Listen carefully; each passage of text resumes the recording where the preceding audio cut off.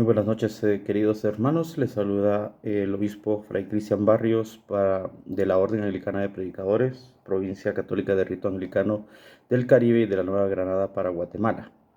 Me complace poder saludarlos en este tercer video en donde ya podemos empezar a tratar sobre libros específicos. En este caso, este es el resumen de la clase que corresponde al primero y segundo capítulos del libro del Génesis. Hemos empezado esta clase hablando de que el libro del Génesis tiene una connotación totalmente hebrea, y que su nombre en hebreo no traduce lo que en la Biblia, que se llama de los 70, se quiso dar a conocer como el Génesis como origen, sino que el libro lleva por título En el principio, ¿verdad?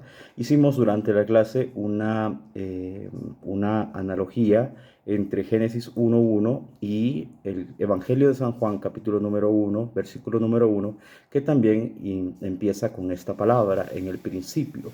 No es lo mismo decir origen que decir en el principio, puesto que en el principio evoca una realidad que existía antes del tiempo. Y esta realidad la vimos reflejada en unas diapositivas como científicamente adecuando el texto como al Big Bang, pero verdaderamente lo que hace y lo que tiene poder y lo que hace y lo que genera la vida, genera la creación, es lo que para los hebreos será la palabra de Dios, es decir, la palabra.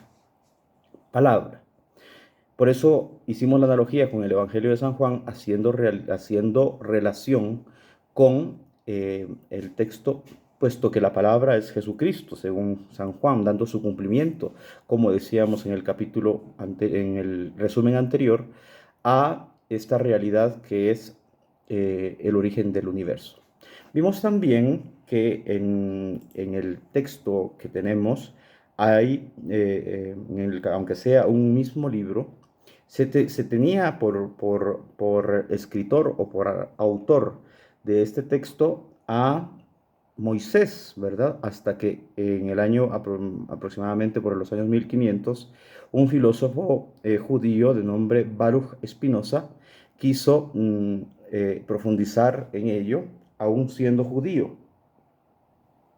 Y profundizando en ello, incluso fue, vamos a decirlo en una palabra que conozcamos hoy, es comulgado de su propia cultura, ¿verdad? Fue condenado o exiliado de la cultura judía, hasta que, avanzados un poco más los siglos, un teólogo bíblico de apellido Wellhausen ratificó su teoría de que Moisés no había escrito en verdad los 5 libros que corresponden a la Torá y a la ley, digamos en este caso, de Dios. Entonces, ¿por qué? Hay varios indicios que nos van relatando esto. Siendo esto un resumen, pues no me alargaré en ello. En el capítulo primero vemos que tenemos la tradición sacerdotal, es decir, que dentro de un libro hay distintos autores. Y en la tradición sacerdotal todo lleva un orden, de manera que la transmisión que se da de padres a hijos quiere dar a entender cómo Dios fue creando paso a paso. Un primer día crea el sol y la luna, separa las tinieblas del caos, ¿verdad? En el segundo día, en el tercer día, en el cuarto día crea el jardín, en el quinto día crea los animales y al final, en el séptimo día dice que Dios vio que todo era bueno. Y esta palabra tenemos que tenerla ya muy en mente desde ahora para los siguientes resúmenes. Vio Dios que todo era bueno y al séptimo día descansó, incluido la creación del hombre y de la mujer. Vio Dios que todo era bueno. Lo repito con incisión, puesto que con insistencia, perdón, puesto que luego cuando entremos en el capítulo 3, esta palabra, todo, vio Dios que todo era bueno, va a ser el centro de nuestro resumen. De manera que en este orden, pues se va considerando un grupo de personas que decidieron redactar un texto que lleva una secuencia para poder comprender el pensamiento de Dios o el orden creacional que Dios tiene para el pueblo de Israel y cómo relata más bien esta cosmogonía, decíamos, es decir, el origen del universo. Pero pasamos luego a otra tradición que se encuentra ya gracias a estos escritores sagrados, que está manifestada muy bien en lo que le llaman la tradición yavista. ¿Y por qué? Logramos intentar contar cuántas veces en el texto del capítulo 2 del libro del Génesis se menciona la palabra Yahvé Dios. Yahvé Dios hizo, Yahvé Dios crea al hombre, Yahvé Dios puso en el jardín, ¿verdad? Incluso vimos algunas connotaciones, pues el jardín en hebreo no solamente es un jardín, es decir, como el que tenemos en casa y tenemos plantas, ya sean frutales, ya sean de olor, ya sean ornamentales, sino el lugar de las delicias en donde Dios se pasea, según la tradición, según la palabra que refiere al hebreo jardín del Edén. De manera que en este lugar de las delicias, Dios crea algo que es sumamente valorable y que en clase pues hemos visto, le da la capacidad de ser su imagen y semejanza.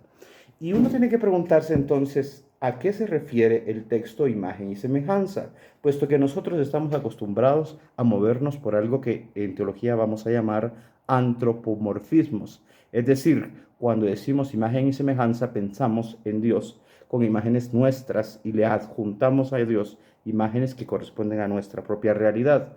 Pero verdaderamente nosotros fuimos creados a Dios en imagen y semejanza por tres cosas.